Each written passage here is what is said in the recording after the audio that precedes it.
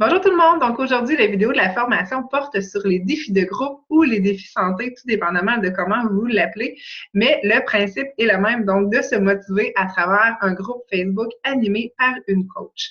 Donc, si vous avez déjà fait un programme Beachbody et que vous êtes issu d'un défi de groupe, vous avez une bonne idée de comment ça fonctionne d'animer un défi de groupe, mais peut-être que vous aimeriez en savoir plus en détail sur l'envers du décor, donc comment prévoir nos publications et comment surtout animer notre défi de groupe pour être en mesure de motiver et de soutenir les gens au quotidien.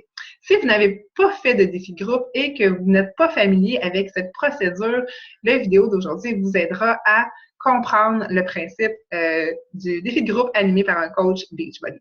Ce qui est important aussi de comprendre, c'est que c'est pas parce que vous avez un défi de groupe en cours qu'il faut arrêter de faire des invitations et faire nos 3 comportements vitaux. Bien au contraire, on veut que notre entreprise roule, qu'on ait toujours des clients et des nouvelles participantes dans nos défis de groupe. Donc, de faire attention, de continuer à inviter les gens pour maximiser nos chances d'avoir des beaux défis de groupe remplis de personnes. Donc, je vais partager l'écran pour vous montrer mon diaporama.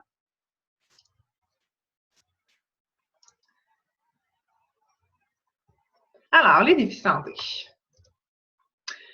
Ce qui est important de savoir au niveau des défis santé, c'est qu'il faut en organiser au moins un par mois pour atteindre notre Success Club à chaque mois.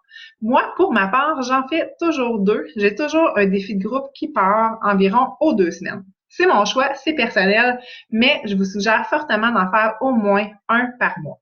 Pourquoi un par mois? Parce que en ayant un défi de groupe qui roule par mois, ça nous permet à chaque mois de travailler pour atteindre notre Success Club, oui, mais aussi de continuer à être présente et d'offrir un service aux gens qui sont intéressés par nos défis de groupe. C'est-à-dire que si on fait un défi de groupe, par exemple, pour 2 mois et qu'une personne est intéressée à acheter un challenge pack, mais que notre prochain défi de groupe est seulement dans 2 mois, peut-être que la personne va trouver ça un peu moins intéressant. Donc, d'avoir des dates rapprochées, c'est toujours plus pratique et attrayant pour la personne qui a envie de se prendre en main.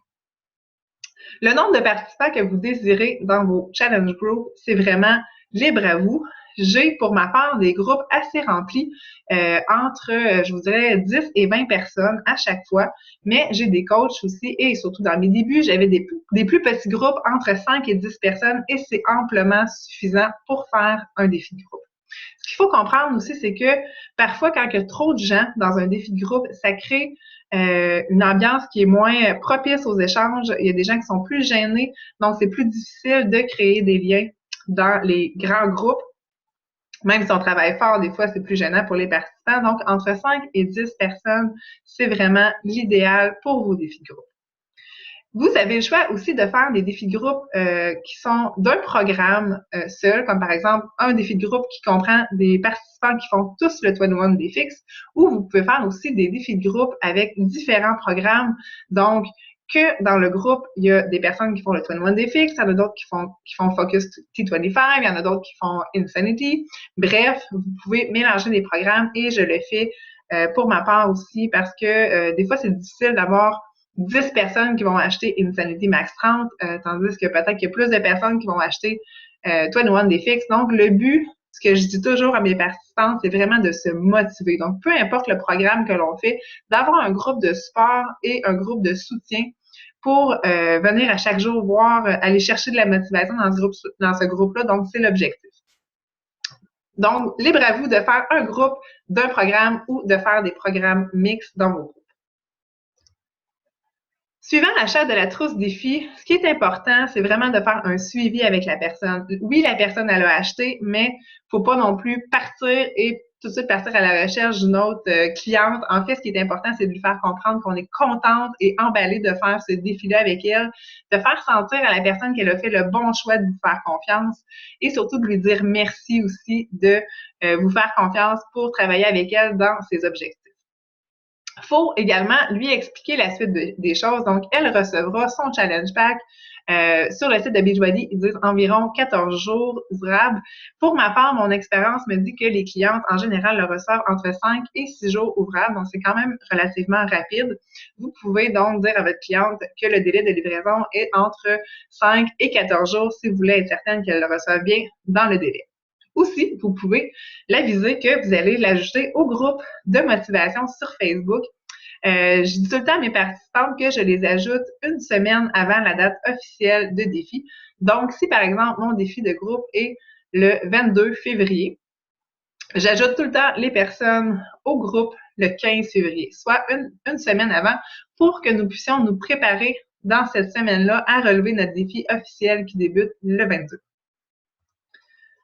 La semaine de préparation. Si vous avez déjà fait un défi de groupe, vous allez vous rappeler que dans une semaine, on se préparait à notre défi. Donc, qu'est-ce qui se passe dans cette semaine de préparation-là?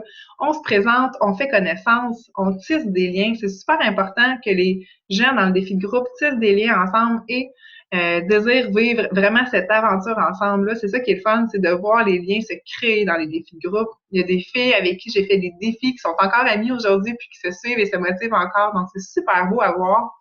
Et c'est vraiment l'objectif de la semaine de préparation. Ensuite, qu'est-ce qui est important, c'est aussi de partager nos objectifs parce que lorsqu'on les écrit et lorsqu'on les partage, ça nous commet envers nos objectifs. Donc, j'apprécie beaucoup quand que les gens partagent leurs objectifs avec les autres. Je publie également, durant cette semaine-là, des devoirs. Donc, ce que je demande aux gens de faire durant cette semaine-là, le ménage du frigo, les prises de mensuration, le partage d'objectifs, de vraiment se préparer les menus. Je mets des exemples de menus dans mes défis de groupe. Je documente aussi les fichiers du groupe afin que les gens aient accès aux documents en français.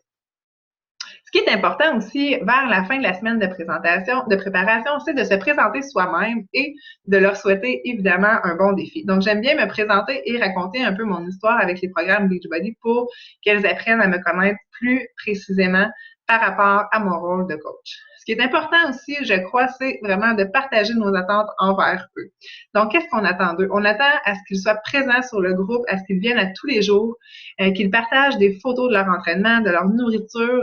Ça garde les gens motivés et surtout, c'est le fun de voir que le groupe participe parce que c'est motivant à 100% pour les gens qui lisent ce groupe-là et ça les aide dans leur propre objectif. Alors, après la semaine de présentation, nous nous retrouvons à la semaine 1. C'est la semaine du défi qui commence. C'est important en tant que coach d'être active et de publier à tous les jours dans notre défi de groupe. Nous donnons l'exemple, nous devons publier à chaque jour et c'est non négociable. Vous vous demandez peut-être quoi publier dans votre défi de groupe et c'est tout à fait normal parce que on voit les publications défiler et on se dit des fois, oh mon Dieu, j'aurais pas autant d'imagination pour publier tout ça.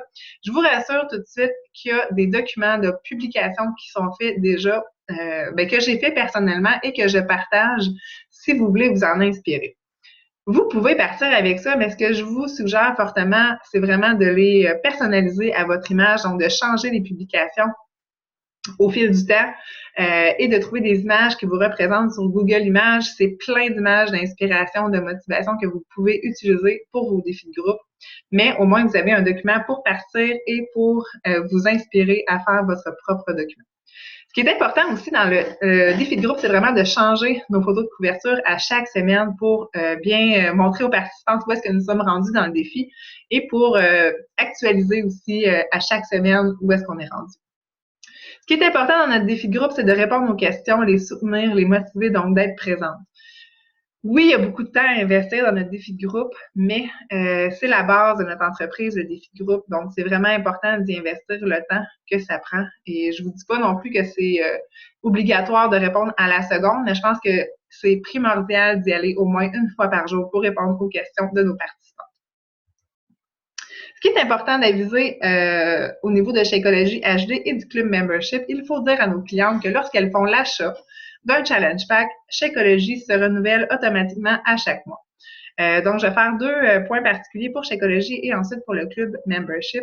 Donc, ce que je fais pour Shakeology HD, je mentionne toujours dans le groupe que Shakeology va se renouveler suivant le 30 jours suivant la date de leur achat de Challenge Pack. Donc, elles sont avisées dans le groupe que si elles veulent le conserver pour un deuxième défi, elles n'ont rien à faire et que si elles veulent l'annuler, elles doivent appeler au numéro du service à la clientèle pour faire leur annulation de Shakeology. À ce moment-là, elles ne seront pas chargées pour Shakeology et elles n'auront pas d'engagement pour un prochain défi de groupe. Ensuite, pour le Club Membership, maintenant, comment ça fonctionne? C'est qu'aussitôt qu'elles font l'achat d'un Challenge Pack, elles ont accès à Beachbody On Demand et sont automatiquement membres du Club Membership. Ça leur donne accès à leur entraînement sur Internet si elles veulent commencer, par exemple, en attendant leur trousse défi. Par contre, si elles ne veulent pas conserver le club membership, c'est la même procédure que pour Shakeology. Elles doivent donc appeler pour annuler leur club membership et pour ne pas être chargées à la fin du mois gratuit. Vos clientes vont apprécier que vous fassiez le suivi avec elles parce que certaines ne lisent pas les petits caractères et c'est aussi notre travail de coach de s'assurer que les gens n'ont pas une mauvaise expérience. Donc, d'avoir des frais de charger sur notre carte de crédit quand on n'est pas au courant et qu'on n'a pas autorisé cette transaction-là, ça peut être fâchant. Donc, je fais vraiment une responsabilité. J'en fais vraiment ma responsabilité d'aviser mes clientes, donc par le groupe et aussi en message privé. Toujours environ une semaine avant le renouvellement, j'avise mes participantes en privé pour leur dire que si elles ont oublié le renouvellement, parce que je vais vérifier dans mon coach online office, nous avons accès à ça et je vois qu'elle est encore sur Shakeology HD, je l'avise et je vérifie avec elle si elle veut bien continuer sur le Shakeology HD et être membre de mon défi de groupe prochain. Donc, c'est vraiment quelque chose à prendre quand même au sérieux parce que c'est ce qui va faire en sorte que les gens vont avoir une belle expérience avec le défi de groupe.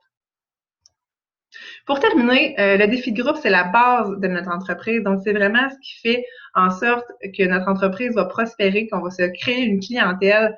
C'est important d'avoir des participants à chaque mois dans nos défis de groupe. C'est ce qui va nous faire atteindre notre Success Club, qui est effectivement la base de notre entreprise, comme vous avez vu dans une autre vidéo. S'assurer que nos participants tirent le maximum du défi de groupe, c'est un autre point super important parce qu'un client satisfait, un client qui va parler en bien du programme, qui va partager la bonne nouvelle, c'est ce qu'on souhaite, c'est ce qui va nous attirer plus de clientèle et c'est ce qui fera peut-être même en sorte que vous allez trouver des coachs pour joindre votre future équipe de coachs parce que c'est dans ces moments-là, quand on est une cliente, une participante satisfaite et qu'on a envie de partager cette belle nouvelle-là avec les gens de notre entourage qui peut faire en sorte qu'on a vraiment envie de devenir coach. Donc, c'est vraiment super important de s'assurer de la belle ambiance et du succès de notre défi de groupe. Puis, finalement, pour vous dire que le défi de groupe, votre premier, c'est normal que vous soyez stressé de l'animer. Je me souviens, moi, le premier défi de groupe que j'ai fait, je savais pas du tout dans quoi je m'embarquais. J'avais des publications que j'avais prises sur les fichiers de ma coach à moi, puis j'étais partie avec ça. Finalement, au fil du temps, je les ai refaits à mon image, mais le plus stressant, c'est de se lancer, mais une fois que le premier défi de groupe est fait, qu'on voit les beaux résultats que nos participantes ont, puis les beaux mots qu'on reçoit, c'est juste une motivation encore plus grande pour en faire plusieurs autres. Un stress que vous pouvez avoir aussi, c'est peut-être de ne pas avoir assez de participantes. Puis, je me souviens que moi aussi, c'était une de mes inquiétudes de me dire, mon Dieu, qu'est-ce que je fais si j'ai juste 3 ou 4 participantes? Ne vous inquiétez pas. On est là pour s'aider. On est une équipe. Ce qu'on fait dans ces moments-là, c'est qu'on se jumelle entre coachs. Donc, peut-être que parmi ce groupe de formation, il y a 2 coachs qui peuvent se jumeler ensemble, qui auront chacune 3 ou 4 participantes et ça permet de créer des beaux liens entre les coachs et de faire un groupe super dynamique de participants. Donc, c'est pas mal tout pour les défis santé. J'espère que j'ai répondu à vos questions et que j'ai apaisé un peu le stress de partir votre premier défi de groupe et que je vous ai outillé pour avoir confiance en vous afin de mener votre premier défi de groupe. Merci, au plaisir.